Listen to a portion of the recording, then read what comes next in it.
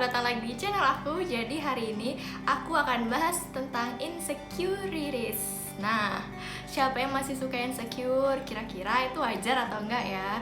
Terus gimana nih cara mengatasi dan menghadapinya? Tenang, aku akan bahas semuanya di video kali ini. Tapi jangan lupa untuk subscribe, like, dan komen channel aku.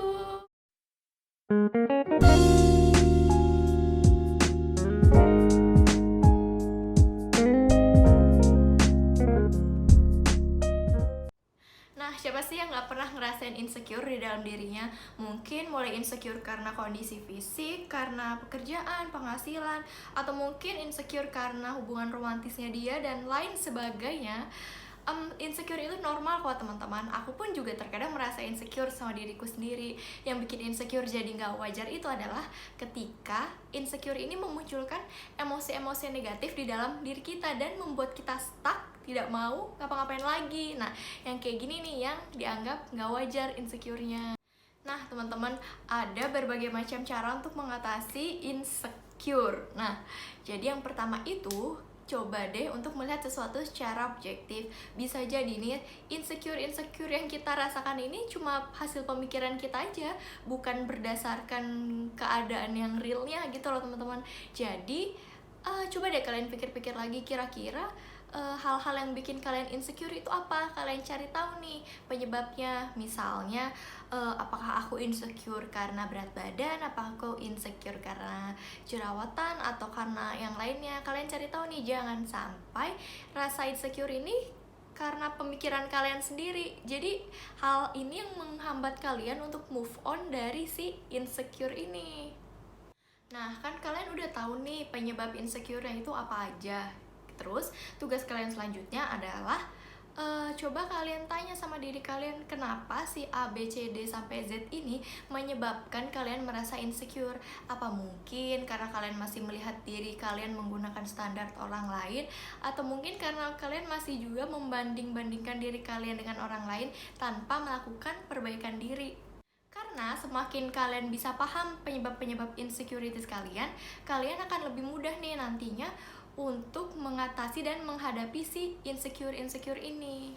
Terus yang ketiga, kalau memungkinkan boleh banget untuk menghindar dari pemicu-pemicu insecurities kita. Kayak misalnya kalian lagi insecure sama bentuk tubuh kalian. Nah, biasanya kan kita tuh insecure karena kita melakukan perbandingan nih, kita ngebandingin diri kita sama apa yang kita lihat di sosmed.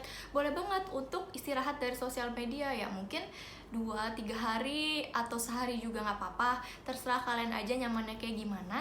Nah, terus lebih baik kalian cari nih informasi apa, misalnya tips diet apa aja nih yang kira-kira cocok untuk aku, atau informasi seputar jerawat apa nih yang cocok sama aku, kayak misalnya pokoknya cari aja informasi-informasi yang mungkin berguna buat kalian untuk memperbaiki diri kalian lagi. Jadi kalian gak terfokus sama si sosial media yang menyebabkan kalian semakin insecure.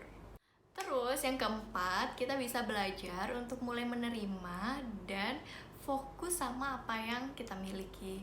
Menerima itu bukan berarti jadi males-malesan karena ya udah aku terima deh keadaannya kayak gini, aku kayak gini. Bukan kayak gitu, tapi menerima itu menyadari bahwa ada loh hal-hal yang bisa kita ubah dan hal-hal yang kita nggak bisa ubah.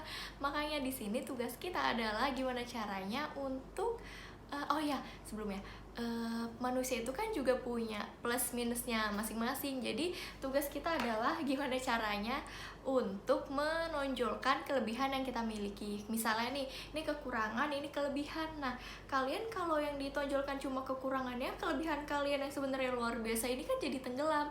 Nah, jadi tugas kita adalah gimana caranya kelebihan yang kita miliki ini kita tingkatkan lagi, dan tingkatkan lagi sehingga bisa menonjol sama diri kita. Jadi kita tuh percaya bahwa wah, ternyata kita emang orang yang luar biasa, bahwa kita tuh juga mampu, dan perlahan si insecure ini akan mulai hilang karena kita udah mulai percaya diri lagi nih sama diri kita sendiri.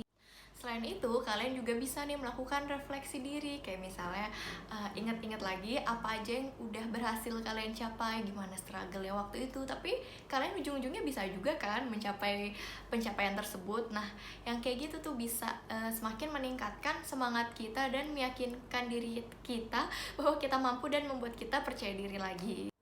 Terus kalau misalnya kalian bingung kelebihan diri kalian tuh apa sih? Kalian boleh lo tanya sama sahabat-sahabat kalian atau mungkin keluarga kalian.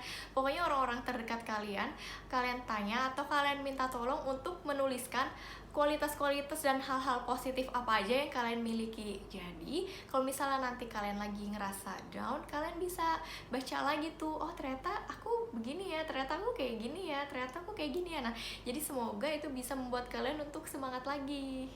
Nah, tips selanjutnya adalah dengan melakukan self talk. Ya, ngomong sendiri untuk diri kalian sendiri.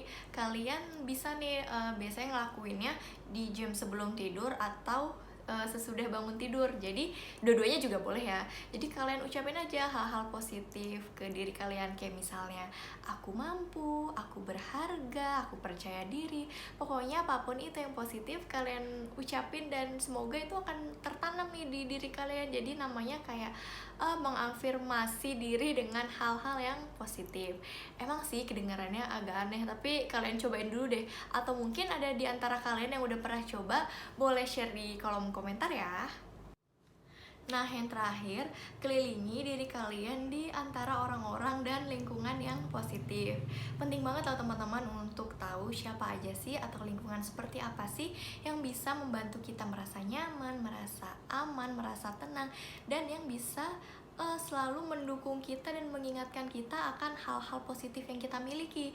Jadi, ketika kita lagi down dan merasa seluruh penyebab-penyebab dan keinsecurean itu ada di diri kita bisa minta atau mungkin sharing sama mereka, kita bisa minta bantuan mereka untuk membuat kita semangat lagi dan menyadarkan kita bahwa kita itu luar biasa dan masih punya hal-hal positif lainnya yang mungkin kita sempat nggak sadar.